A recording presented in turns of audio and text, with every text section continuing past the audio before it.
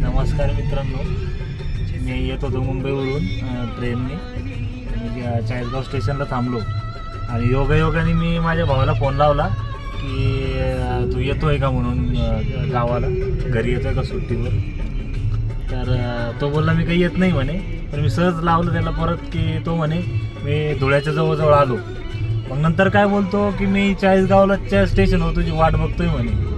म्हटलं हो का, म्हटलं खरंच. मी त्याला परत फोन लावला तर तो बोलला मी आता चाळीसगावला नाही म्हणे, मी आता धुळ्याच्या एकदम पुढे आहे. तर त्यांनी मला माहीत नव्हतं की स्पेशल गाडी करून आली होती. त्याचे मित्र वगैरे सगळे गाडीमध्ये बघा मस्त बसलेले सगळे.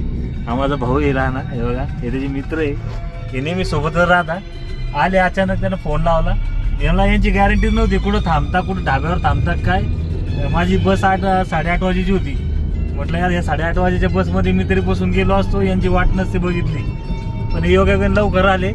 तर मित्रांनो तुम्हाला माहितीच आहे, मी घरी पोहोचेपर्यंत काय करायचं तुम्हाला माहिती आहे. चॅनलला करा फॉलो आणि सबस्क्राईब वगैरे करा मित्रांनो, लाईक करत जा. भेटू नेक्स्ट व्हिडिओमध्ये. बाय बाय करा.